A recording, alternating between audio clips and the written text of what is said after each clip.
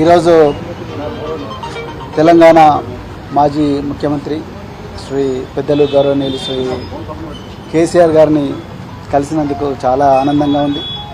మరి ఈ తెలంగాణనే కాదు యావత్ భారతదేశం కూడా ఈరోజు లౌకికత్వం అంటే సెక్యులరిజం లౌకికత్వం ప్రమాదంలో ఉన్నది. మరి భారతీయ జనతా పార్టీ చాలా పెద్ద ఎత్తున కుట్రలు చేస్తూ ఉన్నది దేశాన్ని చిన్నభిన్నం చేయడం కోసం. మరి పూర్తిగా రాజ్యాంగాన్ని రద్దు చేయాలనే కుట్ర చేస్తూ ఉన్నారు. సో ఆ పరిస్థితుల్లో మరి సెక్యులర్ పార్టీ అయినా మరి సెక్యులర్ భావాలు కలిగి సెక్యులరిజాన్ని నిరంతరం కాపాడిన మరి భారతీయ రాష్ట్ర సమితి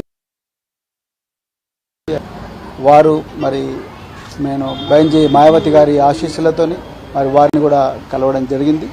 సో ఈ తెలంగాణలో ఈ రాజ్యాంగానికి ప్రమాదం ఏదైతుందో లౌకికత్వానికి ఏదైతే ప్రమాదం ఉందో ఈ బీజేపీ నుంచి తర్వాత మరి ఈ మధ్యనే కాంగ్రెస్ కూడా మరి బీజేపీ లాగానే మారుతూ ఉన్నది. ఈ రెండు పార్టీల నుంచి ముప్పు నుండి మరి తెలంగాణను కాపాడడం కోసం మరి మేము అంటే బహుజన్ సమాజ్ పార్టీ మరి భారతీయ రాష్ట్ర సమితితో కలిపి మరి పార్లమెంట్ ఎలక్షన్లలో కలిసి పనిచేయాలని ఇప్పుడే మరి పెద్దలు గౌరవనీయులు కేసీఆర్ గారి దగ్గర మరి మాట్లాడడం జరిగింది.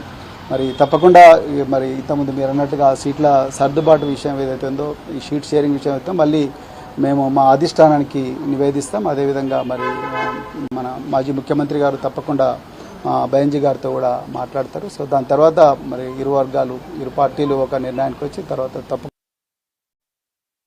తప్పకుండా తెలంగాణలో ఈ స్నేహం అనేది తప్పకుండా తెలంగాణ ప్రజల జీవితాలను మారుస్తుంది. తెలంగాణ ప్రజల విలువలను ఏదైతే గంగా జమున తహజీబ్ అని అంటున్నామో ఆ విలువలను ఆ సంస్కృతిని తప్పకుండా కాపాడుతుంది. బహుజన వర్గాలందరి జీవితాలు బాగుపడతాయి. ఇలా నిరుద్యోగులు సంతోషంగా లేరు. సో పట్టుమని 4 నెలలు కాలేదు ఇప్పటికీ మళ్ళీ నిరుద్యోగులు రోడ్ల మీదకి వచ్చే పరిస్థితి.